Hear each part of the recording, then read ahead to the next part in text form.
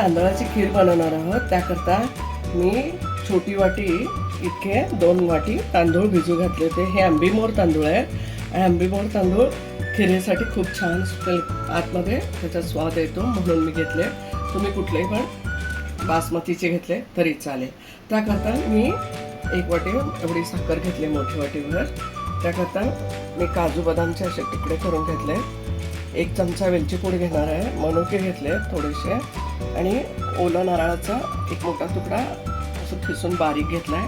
तूप घेतलाय. खवा घेतलाय. खवा मी जरा वितळून घेतलाय. 1 वाटी खवा घेतलाय वितळून घेतलाय त्यात टाकासाठी. आणि दूध घेतलंय मी 1 लिटरचं. हे तापवून घेतलंय दूध. आता आपण पुढची प्रोसेस पाहणार आहोत. पण पातेल्यामध्ये 1 चमचा तूप टाकून घेतलंय. तर ड्रायफ्रूट टाकत आहे जरासे.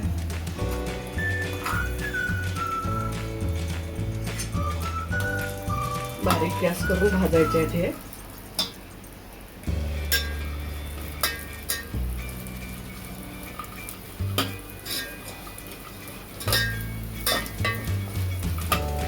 त्यानंतर आपण वेलची पूड पण टाकून घेणार आहोत.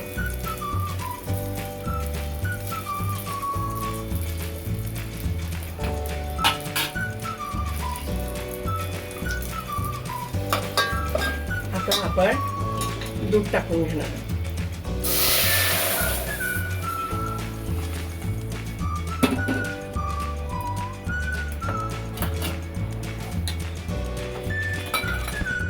आपण नारळाचं किसलेलं व्यवस्थित बारीक किसलेले किसून टाकलाय. तुम्ही वाटून टाकलं तरी चालेल.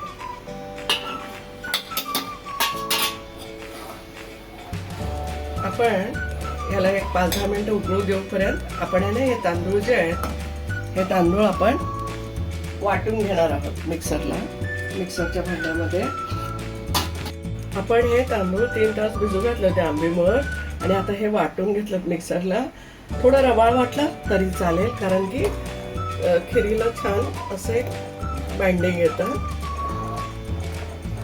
उकळलेल्या दुधामध्ये आपण आता फोडणी दिलेलं आहे त्याच्यामध्ये हळूहळूपणे टाकून घेतलंय.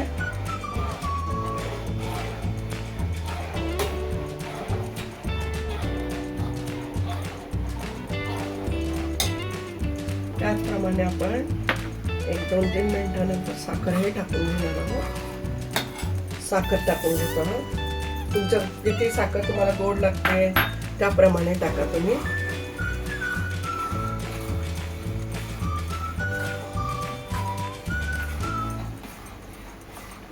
आपण याला व्यवस्थित हलवून घेणार आहोत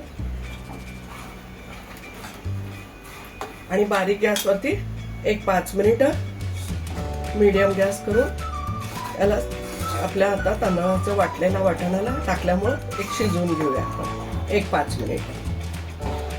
आता आपले 5-7 मिनिटं व्यवस्थित शिजवून घेतलं मी. सारखं हलवत राहावं लागतं खाली लागेल म्हणून. आता मी जो खवा होता ना तो परतून घेतला होता आणि तो खवा आता टाकून घेत आहे. व्यवस्थित हलवून घ्यायचं. आपली खीर खाण्यासाठी आता रेडी होत आहे. आपण सर्व करून घेणार आहोत. आपली तांदळाची खीर रेडी झाली आहे. ही पुरी सोबत चपाती सोबत खूप सुंदर लागते. मस्त खा, स्वस्त राहा, आनंदित राहा. लाईक करा, शेअर करा, सबस्क्राईब करा आणि धन्यवाद.